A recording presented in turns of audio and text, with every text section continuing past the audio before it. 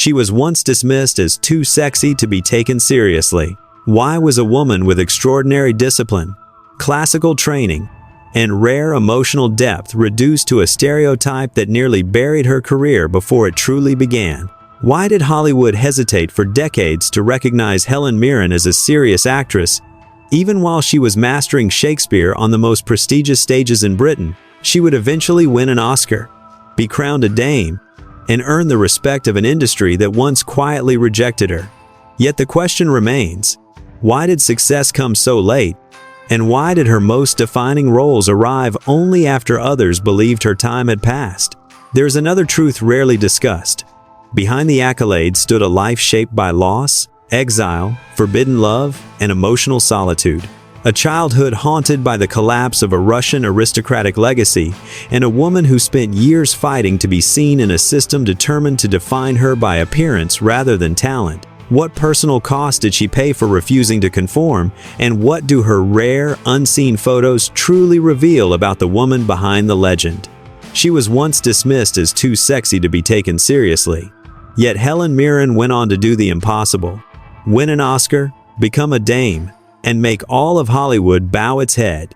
But what few people know is that her past was filled with shadows, haunting childhood memories, forbidden love, and decades of loneliness. From an ordinary British schoolgirl with Russian blood running through her veins, Helen stepped onto the Royal Shakespeare stage with rare courage, later conquering Hollywood with roles that shocked audiences and shattered expectations. What will the never-before-seen rare photos reveal? Keep watching to uncover the full, unfiltered portrait of this fearless woman.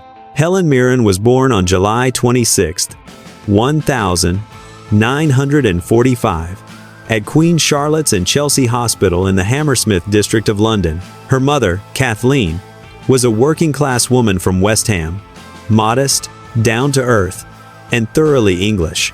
Her father, Vasily Petrovich Mironov, however, came from Russian nobility, descendants of influential figures woven into the tapestry of Russian history. "My father was born in Russia in a fairly privileged intellectual and economic environment," she once said. His family had enjoyed all the benefits of aristocracy, wealth, status, respect for both education and influence. But the Russian Revolution tore it all apart. To stay alive, they abandoned everything: lavish estates, treasured metals, generations of legacy, and fled to England as refugees. In Helen's memory, her father always appeared calm and composed. Yet behind those blue eyes was a man who had watched an entire dynasty collapse. And so Helen grew up like any ordinary London girl, going to school, helping her mother, listening to her father speak softly, almost distantly, about Russia. Yet within her was a constant restlessness, as if a hidden door to her destiny was waiting to be opened. Theater found her early, not through a grand production, but through her starring role in a simple school play, Hansel and Gretel.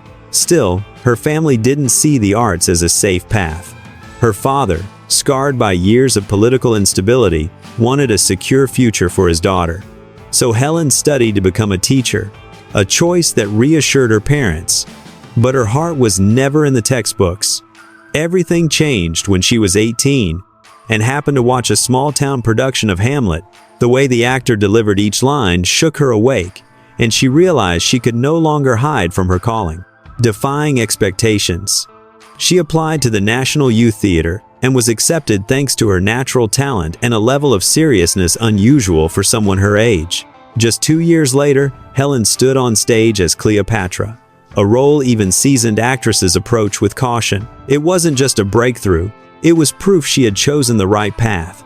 And talent agent Al Parker soon noticed her and offered representation. Under his guidance, she entered the world of classical theater at lightning speed. Shakespeare became her second language. Yet when she transitioned into film, Helen had to accept small roles with few lines and fleeting moments on screen. She appeared in Press for Time, Hero Stratus, and more. Grateful for the work, but unable to shake the feeling of being stuck between two worlds. Too skilled for the sidelines of theater, yet not glamorous enough for Hollywood.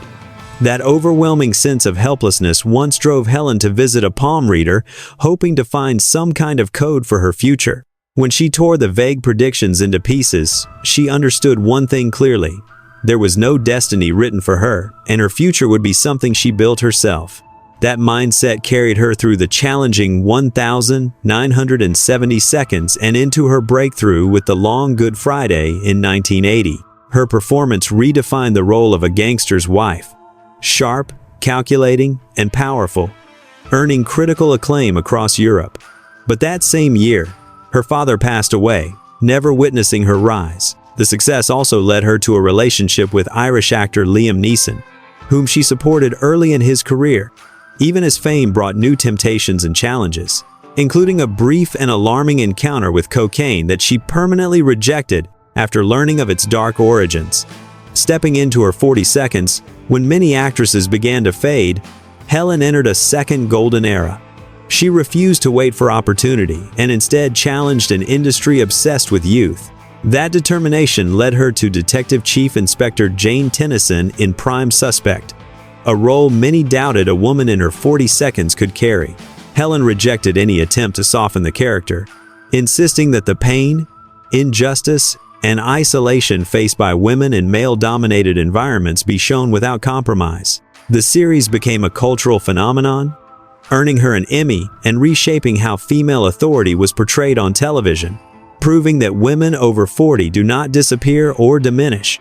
By the late 1990 seconds and early 2000s, Helen continued choosing complex roles, from The Passion of Ayn Rand to her Oscar-winning portrayal of Queen Elizabeth II in The Queen. Despite her personal opposition to monarchy, she humanized a global symbol with restraint and emotional depth, later even declining a dinner invitation from the Queen herself without apology. Entering her 70 seconds and beyond, Helen refused to slow down, joining the Fast and Furious franchise, portraying Catherine the Great, and later appearing in Shazam, Fury of the Gods, Fast X, and Barbie as the narrator. By 2025, at age 80, Helen Mirren stood not only as an acting legend, but as a living challenge to ageism, proof that talent does not expire and power only deepens with time.